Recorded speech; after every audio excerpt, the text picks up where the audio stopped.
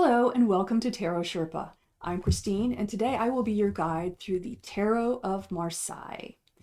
This particular deck is published by Lo Scarabeo and it is not a reproduction deck as the Visconti Tarot that I've already reviewed. It is a compilation of many different decks that were popular in Marseille right around the turn of the 1600s. So in this deck, it is 78 cards. Now, decks in Marseille at the time weren't necessarily 78 card decks. They have a lot of different kinds of card decks that were made for different games. Much like today, if you think we have playing cards that have 52 cards to them, or a deck of Uno cards specific to playing a game. But this particular deck produced by Lo Scarabeo does have 78 cards. It also comes with a little white guidebook. The guidebook is written in 6 languages. It's in English, Italian, Spanish, French, German, and Portuguese. I have found a couple of really interesting books that do relate to the Marseille Tarot directly. The first of which is Tarot and the Archetypal Journey by Sallie Nichols. Now, obviously, I got this on Kindle and printed out the cover to show. The book itself was almost 400 pages long, and Ms. Nichols goes into the Jungian archetype analysis of all of the major arcana cards, and it's just on the major arcana. It is an absolutely fascinating read, and while she does use the Marseille Tarot as her reference, it is applicable to any modern tarot. The other book that I have, and this is a little bit of a cheat, is one that is out of print, but this was originally printed by US Games. It's called Tarot Classic by Stuart Kaplan. Stuart Kaplan was a very prolific tarot author, so a lot of his work is going to relate to the Marseille Tarot and to other tarot decks as well. So I can't say run out and go buy this copy, although you can find it in used book collections. But Stuart Kaplan is a fabulous author, and I do recommend his work. So the deck itself is 78 cards. You get 22 major arcana and 56 minor arcana. The minor arcana are divided up into 4 suits: wands, swords, cups, and coins. The drawback of the deck is that it is a pip deck, so your numbered cards are 4, 5, 6. So it is necessary to have to memorize interpretive meanings for all of your cards, and you're not going to get the visual cues that you get from more modern tarot decks. So with all of that information, let's get started.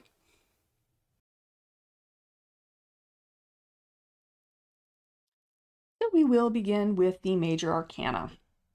So we'll begin with the Fool, Magician, La Pipessa, or the High Priestess, Empress, Emperor. Notice that in this deck, the Empress and the Emperor face each other. High Priest, Hierophant. The Lovers. Now, what's very interesting about the Lovers in this card is rather than have an angel with Adam and Eve, or like in the Visconti Tarot where you have a couple getting married, you have a man and 2 women representing choices. Now, is this old girlfriend, new girlfriend? Is this new girlfriend introduced to the mother? All choices. The Chariot. Justice comes in as card 8 in this deck. The Hermit. The Wheel. Here's Strength as card 11. The Hanged Man. Death. Temperance. The Devil, and note that in this particular rendition of the Devil, it's hermaphroditic. It has both female and male characteristics. The Tower. The Star. The Moon. The Sun. Judgment. And the World. And next we'll move on to the minor arcana, starting with the Suit of Wands. So as I mentioned before, these are all pip cards. So the illustration is just going to be that of wands. So in Marseille, there were a great many printing houses printing cards from the 1600s onward. Johannes Gutenberg had invented his wonderful printing press by the middle 1400s, and that quickly translated into doing engravings like the work of Albert Dürer that was popular around 1500. And so by the 1600, you had the ability to create things like playing cards, and they created a variety of different playing cards, and Marseille emerged as the center of playing card manufacture. So here we have the Knave of Wands, the Knight of Wands, Queen of Wands, and the King of Wands. So we'll move on to cups. It wasn't until the late 1700s that playing cards were really being looked at as tools for divination and introspection. And one of the earliest authors to do that was Antoine Coeur de Gébelin in France in the late 1700s. He had been taught from social circles, perhaps secret societies, about the use of playing cards in divination. And he was the first to describe the cards as being distilled wisdom from Egypt. Now, in Coeur de Gébelin's time, Egypt and its marvelous antiquities were capturing public fascination. And here we are with the Knave of Chalices or Cups, Knight of Cups, Queen of Cups, and the King of Cups. And we'll move on to swords. So Coeur de Gébelin decided that they were Egyptian because he thought that they looked Egyptian. They looked Egyptian to him, so therefore that's what he published. And that mythology stuck around for many, many, many years. And it influenced the later work of people like Eliphas Lévi, who was a Catholic abbé. His given name was Alphonse Louis Constant, and he wrote extensively on the tarot and its affiliations with the Kabbalah. Also writing at that time was an author by the pen name of Papou.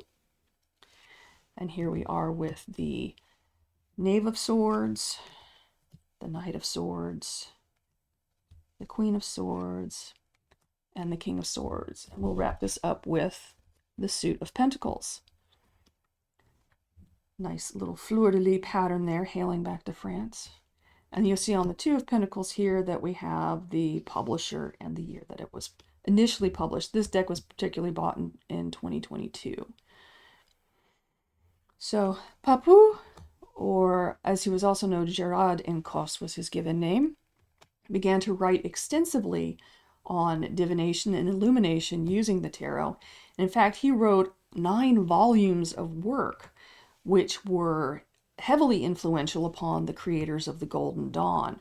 The Golden Dawn as a secret society began in the late 1880s and developed the work of Papou a little bit further. And even in the work of Arthur E. Waite, he describes on how he expounds on the work of Papou. The Knave of Pentacles, the Knight of Pentacles, the Queen of Pentacles, and the King of Pentacles. Okay, so we'll talk a little bit about the pros and thorns of using this deck. This is it's a very generic tarot deck. You can use this for any kind of reading, whether you're doing self-development or you're doing divination. If you're looking for answers, you're looking for actions, this deck can certainly cover all of that. The only drawback is that it's a pip deck, and you certainly do have to memorize the different correspondences for the numbers. And you can use any system you like. I have recommended quick start guides for that in the past, or Stuart Kaplan's Tarot Classic, or you can just transcribe any of your basic systems onto this deck. So that makes it pretty simple. So if you enjoyed this video, please like, and if you are interested in this type of content, of more tarot reviews and tarot readings, please subscribe to my channel. I'll follow this video up with a tarot reading with the Marseille deck so you can see it in action. And I'd like to thank you for watching. Bye for now.